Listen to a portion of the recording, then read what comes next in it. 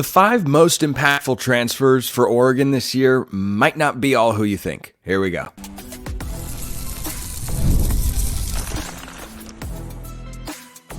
You are Locked On Ducks, your daily podcast on the Oregon Ducks. Part of the Locked On Podcast Network, your team every day. Yes, it is that time once again for Locked On Ducks. I'm your host, Spencer McLaughlin. Thank you so much for making this your first listen or your first view of the day. Part of the Locked On Podcast Network, your team every day, and your number one source to stay up to date with the Ducks. If you have not already, please like, comment, subscribe, rate, and review wherever you listen to or watch this show. Special shout out to the everydayers out there for making this your first listen or your first view every single day. We've got roster talk and the best teams in college football, all coming up on today's show. But we start with the transfer portal, which has been very good to Oregon this year. And I got to thinking about the guys who are going to make the biggest impact from the transfer portal class, because you're going to see transfers up and down the roster make a big impact. Now, if you were to just take a glance, take a gander at Oregon's transfer class on the 24/7 Sports website, you would think Evan Stewart is going to be the most impactful Oregon transfer this year, coming over from Texas A&M, 5-star wide receiver out of high school, 5-star receiver in the transfer portal. I don't have him at number 1. I have him at number 2. And I'm excluding Dillon Gabriel from this conversation because when I talk impact, I'm looking at how many snaps you're going to play and how good you're capable of being and the role you're going to play on this year's team. I have Evan Stewart number 2, and that's why the quarterback is just too easy. It's too simple. Like, he's going to touch the ball on every single play. Of course, Dillon Gabriel will be the most impactful and the most important transfer Oregon has brought in this year. But at number 1, I've got Jabbar Muhammad for a couple of reasons. Number 1, he is providing stability and a level of certainty, at least Oregon needs him to, at a position that suffered a pretty significant loss from a year ago in Kyrie Jackson. The same way that Jackson was a huge impact player after Christian Gonzalez left from the 2022 defense. You lose a first-round corner, you replace him with a fourth-round corner. And as a result, along with a variety of other factors, Oregon's defense was significantly improved because you didn't have a big glaring hole. You didn't have a big glaring need at that spot where you lose a big impact guy and then you bring in someone that, or you promote someone from the depth chart that is just not even close to being as good. I think Jabbar Muhammad can be even better than Kyrie Jackson, who kind of got off to a slow start last year. Just over the first couple games, like the Texas Tech game in particular, he did have an interception, but he was not great, had some pass interference problems. Then as the year went on, he became the all-conference corner that he was nominated to be and the fourth-round NFL draft selection that he was with, I believe, the Vikings. So I think that Jackson was phenomenal. I think Muhammad could be even better. But having that stability and that certainty, I think makes him the most impactful. I expect him to be an all-conference player. I expect him to be drafted in the first 2 to 3 rounds of the 2025 NFL draft. I think he's going to log the most snaps of any corner. I don't think he's going, assuming he's healthy, I don't think he is going to be someone that gets rotated in for, right? The way that I'll talk about in the offensive line in just a little bit, or that we saw last year, or the way the corners, sometimes get worked in and out depending on situations. He's going to be on the field all the time. And I think the number 2 corner spot, conversely, is a little bit more up for grabs. I think it's probably Jalil Florence, but that's not a guarantee. So that's why I have Jabbar Muhammad as the most impactful transfer on my list. At number 2, Evan Stewart. And this is probably going to be Oregon's leading receiver from a yardage standpoint. I'm curious to see how he and Dillon Gabriel work together. I think Gabriel is going to pepper the ball to Tez Johnson a lot. I think he's going to find that Johnson's a better version of Drake Stoops, who led Oklahoma in receiving a year ago. I think a lot of those completions, though, will come within 15 yards of the line of scrimmage. And Gabriel, who is a good deep ball thrower, is going to find Evan Stewart a lot. I think this is also an all-conference caliber guy. Early first or second round, or not early first, but early round draft pick, probably mid to late first to early second is what he's capable of being. And he hasn't really exploded yet in his college career, but he's going to have the opportunity to do so with the Ducks. I expect him to have a 1,000-yard season, double-digit touchdowns, and be first or second on the team in catches. Probably second would be my guess. Third most impactful transfer, I've got Matthew Bedford. This is the one that I think kind of flies under the radar a little because you don't have stats. We have Pro Football Focus grades, but offensive linemen individually don't pick up stats. Collectively, they can get nominated and be a finalist for the Joe Moore Award. And you can say, this guy was good, this guy, maybe could improve a little bit. Bedford has a really important role. And based on the snap counts that Oregon had amongst their offensive linemen last year, he's probably going to log over 700 snaps if he stays healthy. He's going into his 6th year of college football, and he had a solid year at Indiana last season. I don't think he's a high-level NFL guy, but you replace one really big, 6'5", 320, I think was about what Stephen Jones weighed, with a 6'6", 305, 6th-year football player in Matthew Bedford. That's going to be a really, really integral part of Oregon's kind of semi-new look offensive line. You've really got 4 starters, call it 3.5 with Poncho back from a season ago. But I think Bedford is a really, really important piece because right now he's the biggest unknown, at least to Duck fans. We've seen the tackles play and Marcus Harper for the last couple of years, and Poncho we saw as the 6th offensive lineman last year, but Bedford I think is kind of one of those unknowns that flies under the radar a little bit. So he's on there at number 3 for me. At number 4, this is an or, just like they put on depth charts. Either Derek Harmon or Jamari Caldwell. I think both of these guys are all conference caliber dudes. I'd be surprised if they both garner such recognition this year, but they're going to be Oregon starting defensive tackles. And they're going to log, based on what Oregon snap counts were last year for defensive linemen on the interior, over 300 snaps. That's a pretty impactful guy on the defense. And we know Oregon likes to rotate their defensive linemen a good amount to keep them fresh. And I think that worked really well last season. I think one of these guys, you can talk me into either one. I'd maybe lean towards Derek Harmon. I really like Jamari Caldwell, though. So, maybe it's both. Maybe they're both stellar. I'd say one guy is going to have a better season than the other. And I don't know which. And that's just me kind of throwing something at the wall and seeing what sticks. And taking a law of averages, like not every guy is going to come in and be an automatic world beater, all-conference caliber player. I think that could be Derek Harmon. I think he could be Jamari Caldwell. But I think it'll be one of those guys you look back and say, yeah, he made more of an impact or was, just a more disruptive player than the other. But that can also be a tough thing to do when you're playing defensive tackle because they don't always rack up big stats, but their impact can be made in non-box score ways, so to speak. And then lastly here, an early transfer addition for the Ducks, who we're going to talk about later this week on the show with Max Chadwick of Pro Football Focus, Kobe Savage. And I think Kobe Savage, who was an all Big 12 second team selection last year at Kansas State, I think that's Oregon's starting free safety. I don't think there'd be too much debate about that amongst Oregon circles. He's going to log in the 500, 600, 700 snap range this year if he's able to stay healthy. He got banged up in the spring game. I haven't heard anything to indicate that he's majorly hurt or is going to miss a significant amount of time or that there's any concern there. And of course, if he is going to miss a significant amount of time, he's got the entire summer to get better. So I presume he'll be all right. But you lose Evan Williams and Steve Stevens from that room, and Savage has got to be a plug-and-play sort of guy. And Oregon hasn't had high-level playmaking on the back end from safeties over the last couple of years. They've had really good box players and tacklers, guys like Tysheem Johnson or Bennett and Evan Williams. But they haven't had a super rangy guy that racks up the interceptions a la, Verone McKinley, or pick your favorite Oregon safety from over the years. Jarris Byrd back in the day, he was really good. John Boyette, always one of my favorites. So I think Savage is someone who has to be one of the most impactful players for Oregon in this transfer portal class, just because he's coming into a position that also doesn't have a lot of depth, as I've talked about before here on the show, and needs to get more production if that defense is going to take another step forward, which I think they have the potential to do. Who do you think will be one of the top 5 most impactful transfers that I didn't list? Drop your thoughts in the YouTube comments or hit me up on X, formerly known as Twitter, at @SMcLaughlinCFB. Oregon's got a great roster, one of the best in all of college football. Is it really national championship caliber? That might come down to Dan Lanning and his staff.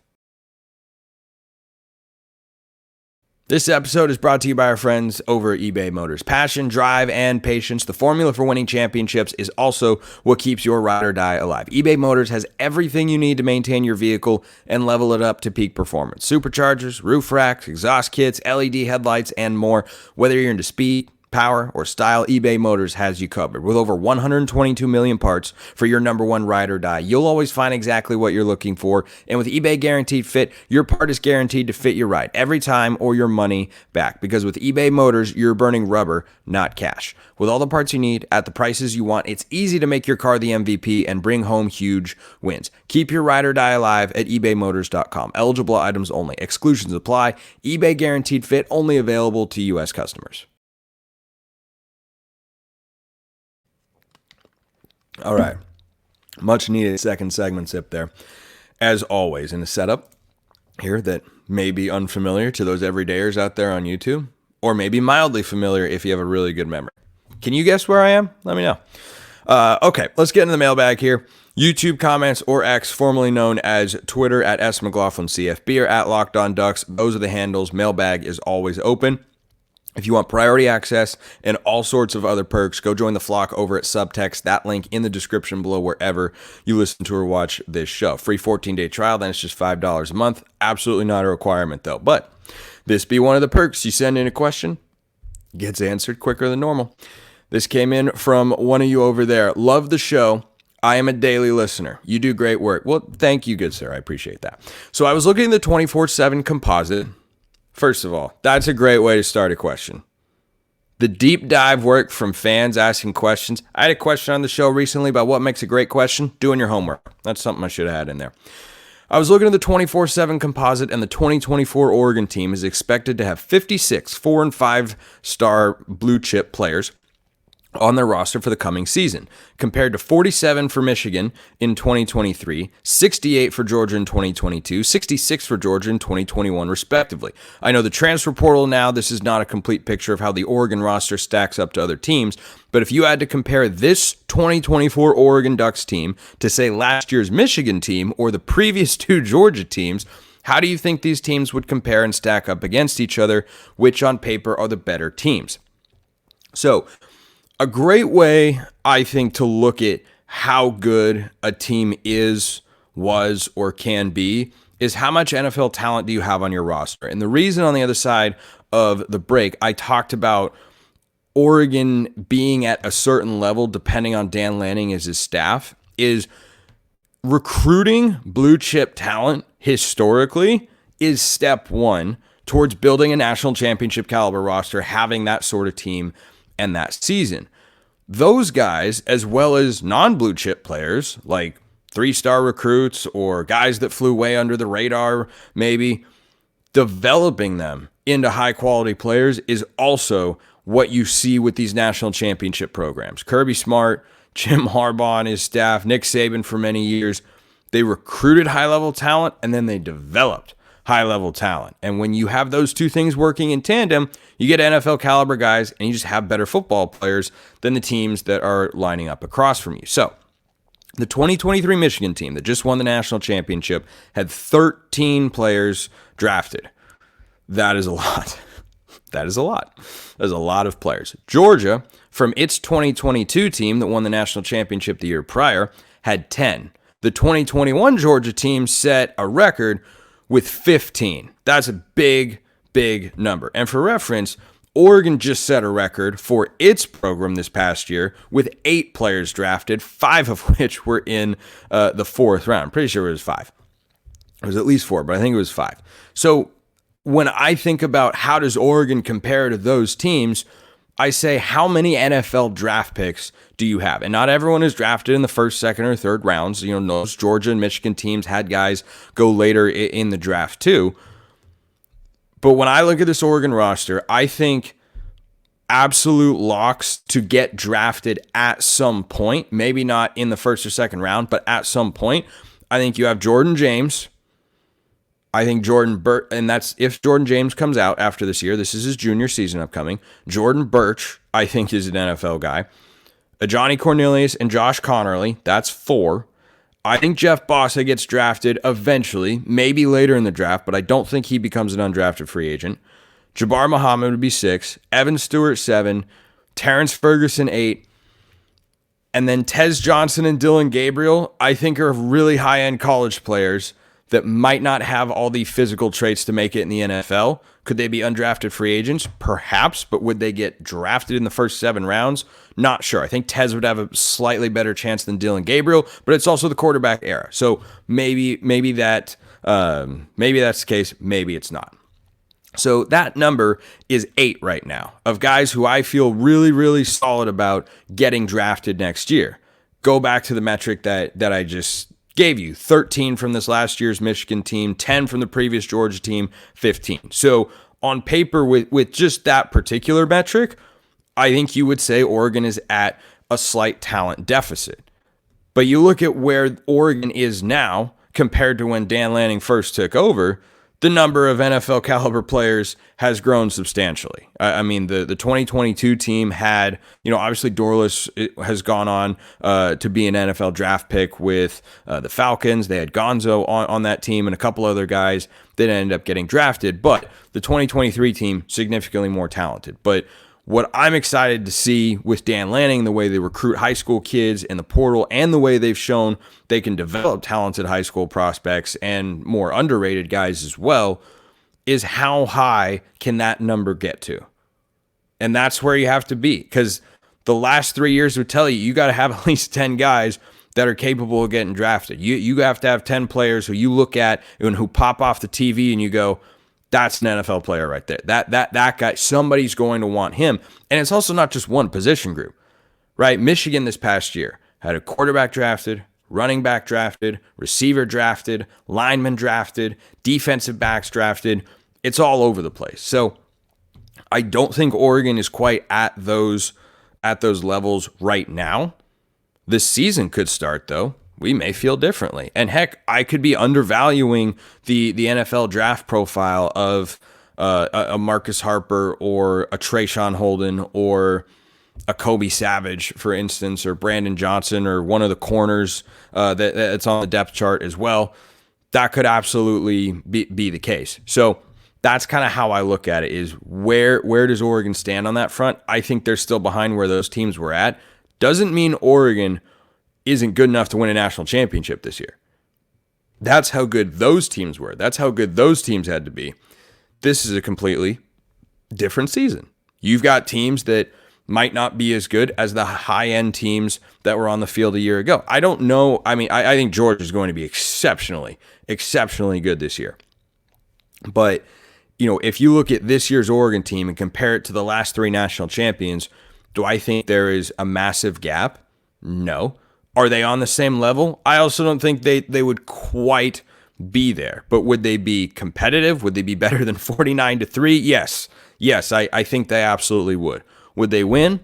I don't know. Because there's still an element, and this will be kind of interesting to follow as you go into the Big Ten. There is still an element of West Coast football and Big Ten SEC football. A little bit. Not a ton, but for example, a couple of years ago, Utah beats USC in the Pac-12 title game. They go to the Rose Bowl. I know Cam Rising got hurt. I watched that game against Penn State. They were not going to win that football game. And anti-West Coast bias is a thing. SEC bias is a thing. There's also some foundation with it. And the challenge for Dan Lanning going into the Big Ten is establish yourself as a team that isn't, a West Coast school that isn't as physical or isn't as big or isn't, can't do X, Y, and Z, but showcase that they can. And the way that they're recruiting, that this staff go out and challenge for high-level prospects and bring them in and retain them and add guys via the portal, they're trying to build that caliber of team because that's what Lanning knows. That's what he's seen. That's what he grew up in as a coach and what he learned as how you build a national championship program. So I have faith that Lanning can get it there because he knows exactly what it looks like and saw it under Kirby Smart at Georgia and was the DC for that national championship team in 2021, sorry. But is Oregon there right now? Feels like they could be a couple pieces away from where those teams were at. But we'll have to wait and see. We'll have to wait and see. That's a really good question. That's a really, really good question, and I very, very much respect the deep dive. We're going to go outside Oregon, just like a scotch, because Oregon's going to be a preseason top 10 at the very least, if not 5. But who else is going to push for playoff spots this year? That's coming up next.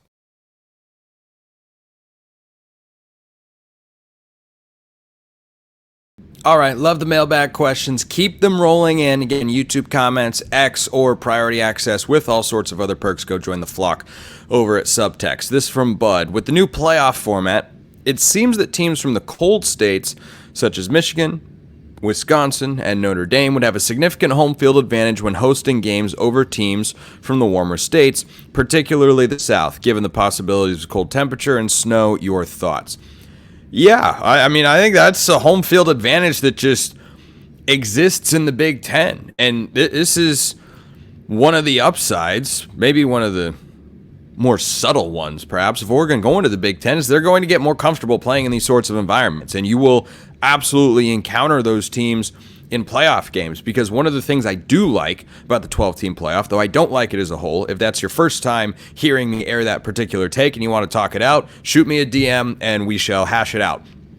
All opinions are welcome, of course. But one thing I do like is that the early round games are home playoff games. That's an electric environment. Can you imagine right now, Autzen Stadium? I mean, it might be miserable, frankly.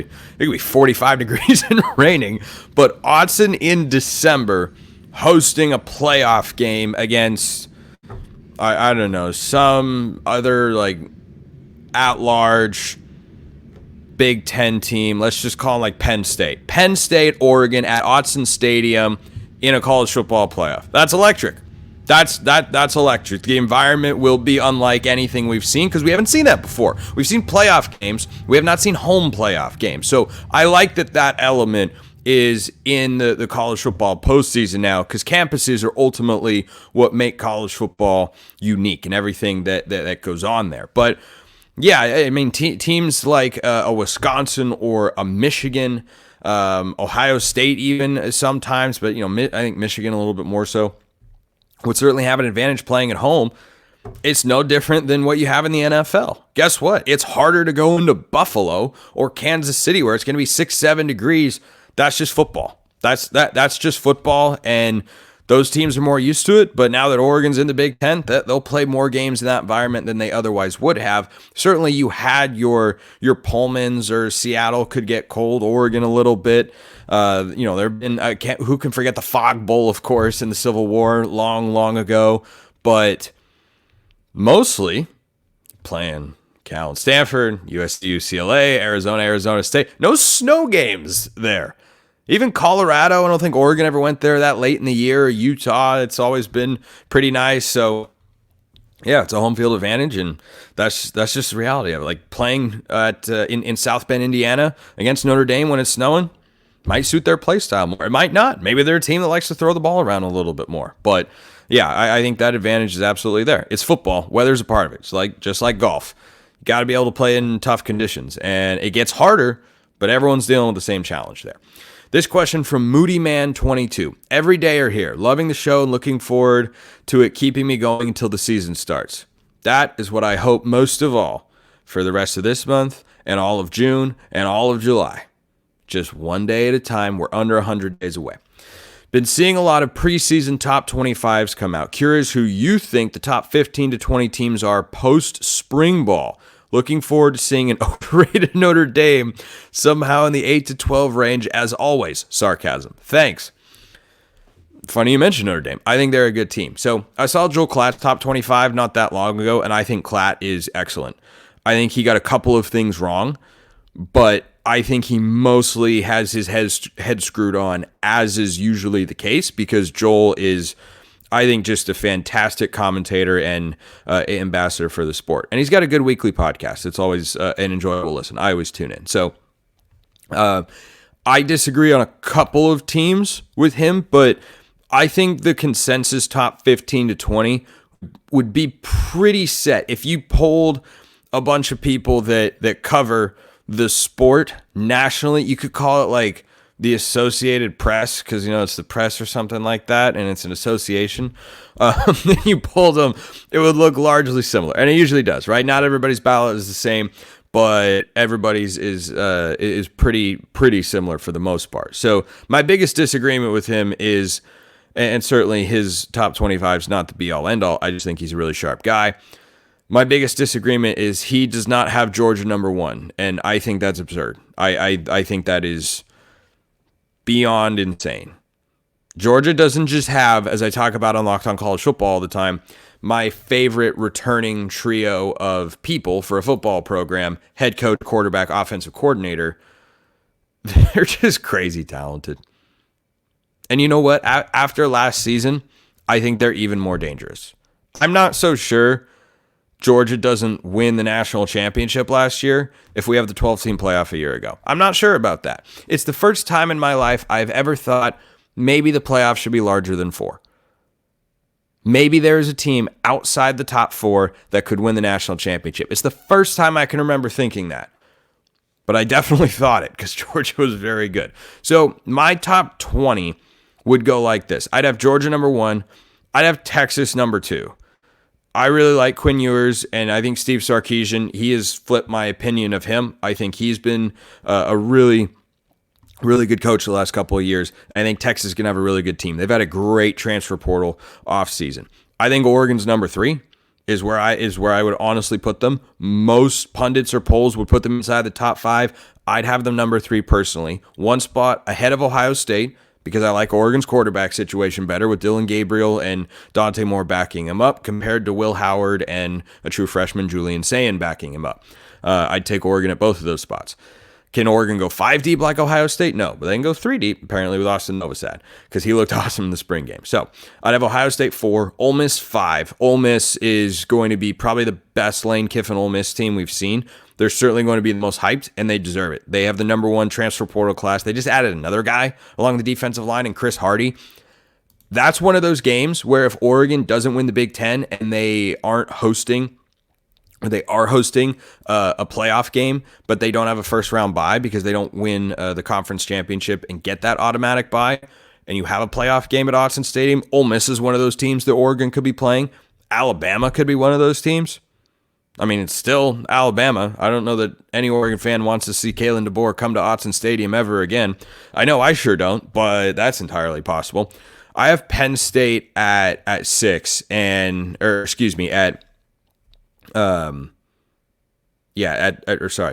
2, 3, 4, 5. I have them at 7. I have Penn State at 7, Bama at 6, Ole Miss at 5. I really like the offensive coordinator hire that Penn State made. I think it's going to improve their offense. I think their defense is probably going to be pretty nasty. They lost Manny Diaz, their DC, but still should be a good defense. Utah, got to have Utah in there. They're the Big 12 favorites. I think they win the Big 12. Death taxes, Utah football. That's the way it goes. To your sarcastic point, I have Notre Dame in there. I think Notre Dame's a very good team. Florida State, great transfer portal offseason. Don't think they have national championship potential with DJ Uiagalelei at quarterback. I really don't. I think they can be a playoff team, though, but that's it. Missouri, same thing. Don't think they can win it all. Like that first group that I listed, I think that's the extent of your national title contenders that I feel good about right now. That could change as the season starts, but these teams I'm listing are playoff contenders, but maybe not national title contenders. Missouri, Tennessee could be really good. But again, national championship, I don't know. LSU, USC, Kansas State. I think SC is going to be good. SC hate, I understand why people don't like USC. I don't understand why people don't think USC could be a good football team this year. Their win total is 7.5. Bet that at FanDuel before it goes up to 8.5.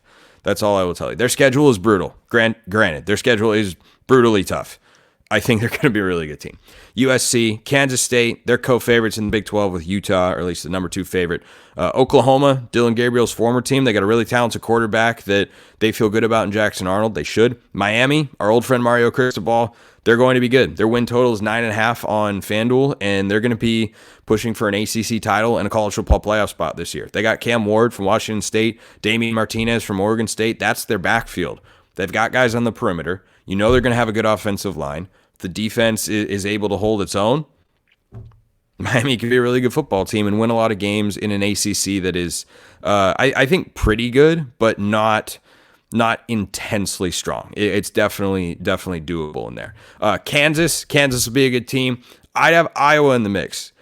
Now, Iowa takes a lot of flack, but the national conversation around Iowa isn't fair. It's really, really unfair. Because if you think Iowa, I guarantee over 90% of you have a negative thought because it's about punting and low scoring. But you just completely overlook the fact that they have one of the best defenses in all of college football. One of the 5 best. If Oregon's defense this year is as good as Iowa's was last year, Oregon's winning the Big Ten, and it won't be particularly hard. If it is that good. Like, that's where Iowa's defense is. That's where I want Oregon's defense to be. Their offense is putrid. They've made changes on that side of the ball. We'll see if it's enough. But Iowa's a really good team. They won 10 games last year. They won 10 games, and then they lost to Tennessee in the bowl game. No shame there. Tennessee, good program, good coach. At least the last couple of years, they've been a good program with a good coach. And then Oklahoma State. Speaking of good programs, good coaches, Oklahoma State, yeah, I think that's a team that is just, they're never bad. High floor, maybe not the highest ceiling, but a really, really high floor program. So that'd be my top 20. That is my top 20, or just kind of giving it a rough perusal in college football. But, think about all of those teams and ask yourself, who scares you coming to Autzen Stadium for a home playoff game if Oregon, say, goes 11-1, loses to Ohio State in the Big Ten title game? They're 11-2, and they're the number 6 seed, and they get to host a first-round playoff game. Good chance they'll be playing one of those teams I just listed. Who? Long way to go. Appreciate everyone listening. I'll see you next time. Have a wonderful rest of your day, and go Ducks.